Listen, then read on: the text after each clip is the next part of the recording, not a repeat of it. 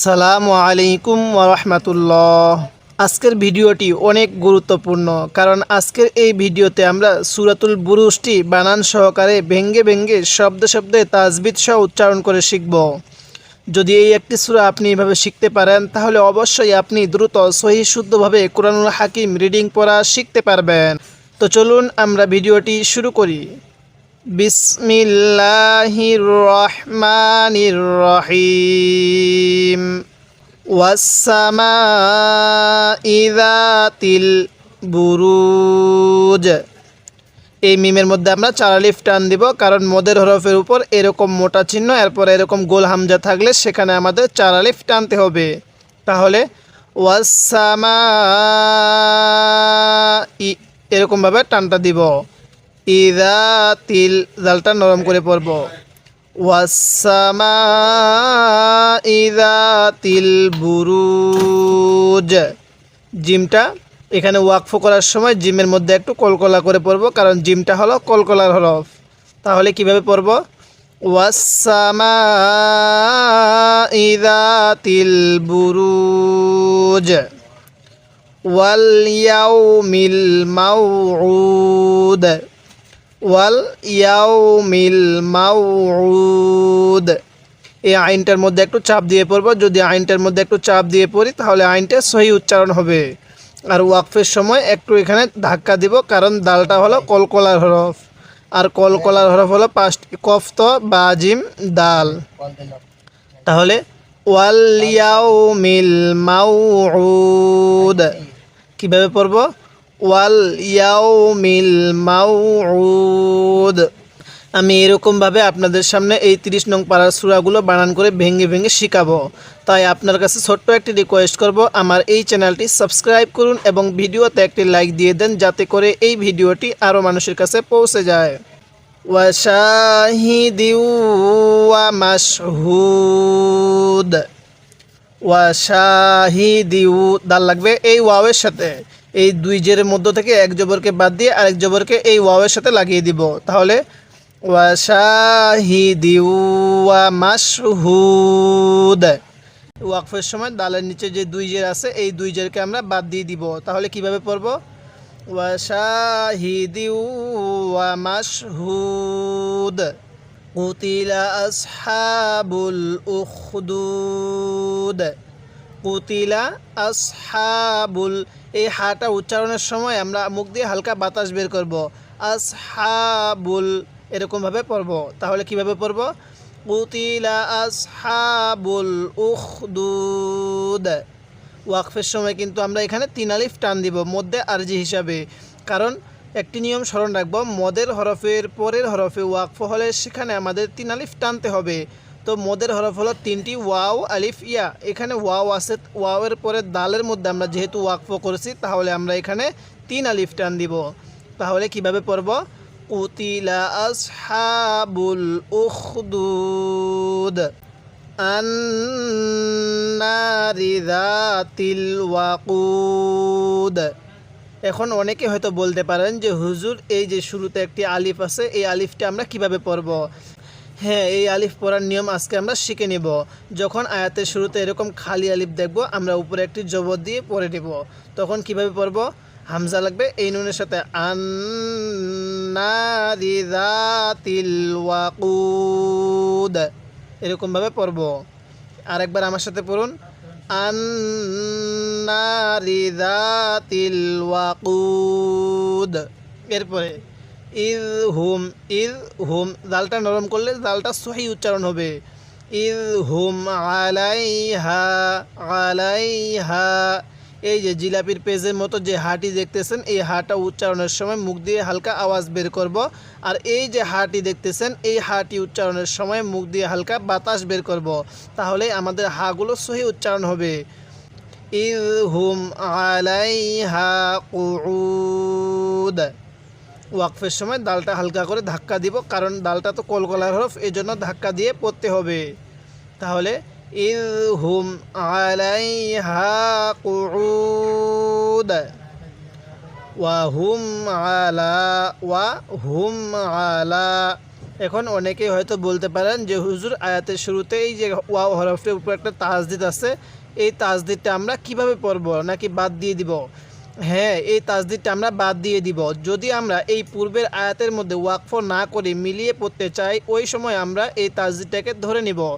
আর যদি আমরা এই পূর্বের আয়াতের মধ্যে ওয়াকফ করি তাহলে শুরুর এই হরফের উপর যদি তাসদিদ থাকে সেটাকে আমরা বাদ দিয়ে দিব। তাহলে আমরা কি করব? তাসদিদটাকে বাদ দিয়ে দিব। আর যদি আমরা এখানে মিলিয়ে পড়ি তাহলে কিভাবে পড়ব? কুউদু ওয়া হুম। তবে আমি এখানে ওয়াকফ করেছি, যেহেতু এই ওয়াকফ চিহ্ন আছে এজন্য আমরা ওয়াকফ করব। ওয়াহুম আলা ওয়াহুম আলা মা ইয়াফআলুনা বিল মুমিনিনা শুহুদ। কিভাবে পড়ব? ওয়াহুম আলা মা ইয়াফআলুনা বিল মুমিনিনা শুহুদ, এরকমভাবে শিখব। ওয়ামা নাকামু, ওয়ামা মিমের মধ্যে এক আলিফ টান দিব। ওয়ামা নাকামু মিনহুম, এই যে নুন সাকিনটা আমরা স্পষ্ট করে পড়ব। আমরা এই নুন সাকিনটা অনেকেই পড়তে পারি না। এই ভিডিওটি যদি আপনি শেষ অবধি মনোযোগ সহকারে ধৈর্য সহকারে দেখতে থাকেন তাহলে অবশ্যই আপনি এই নুন সাকিনটি শিখতে পারবেন। দেখুন, আমি একটি নিয়ম বলে দেই। নুন সাকিনের পরে যদি ইজহার 6টি হরফ থেকে কোনো একটি হরফ থাকে তাহলে ওই নুন সাকিনের মধ্যে আমরা স্পষ্ট করে পড়ব। তো এই যে নুন দেখতেছেন, নুনটা সাকিন, এই নুন সাকিনের পরে এই যে জিলাপির পেজের মতো যে হাটি দেখতেছেন, এই হাটি হলো ইজহারের হরফ।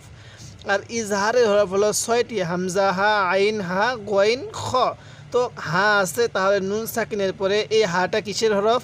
এবার আপনারা বলবেন। হ্যাঁ, নুন সাকিনের পরে হাটি হলো ইজহারের হরফ, এজন্য আমরা নুন সাকিনটা স্পষ্ট করে পড়ছি। ওয়ামা নাকামু মিনহুম ইল্লা, এই লামের মধ্যে 3 আলিফ টান দিব, কারণ মদের হরফের উপর এইরকম চিকন চিহ্ন এরপর এরকম লম্বা হামজা থাকলে সেখানে আমাদের 3 আলিফ টানতে হবে। তাহলে মিনহুম ইল্লা আইমিনু, আইমিনু, এই নুন সাকিনটা বাদ যাবে, হামজা লাগবে এই আয়ের সাথে। তাহলে ওয়ামা নাকামু মিনহুম ইল্লা আইমিনু বিল্লাহিল আজিজিল হামিদ, আজিজিল হামিদ। আরেকবার আমার সাথে পড়ুন। ওয়ামা নাকামু মিনহুম ইল্লা আইয়ুমিনু বিল্লাহিল আজিজিল হামিদ আল্লাযী লাহু মুলকুস, আল্লাযী কিভাবে পড়ব? ওই যে বলছিলাম আয়াতের শুরুতে খালি আলিফ থাকলে একটি জবর দিতে হবে, এজন্য জবর দিয়ে দিব। তাহলে কিভাবে পড়ব?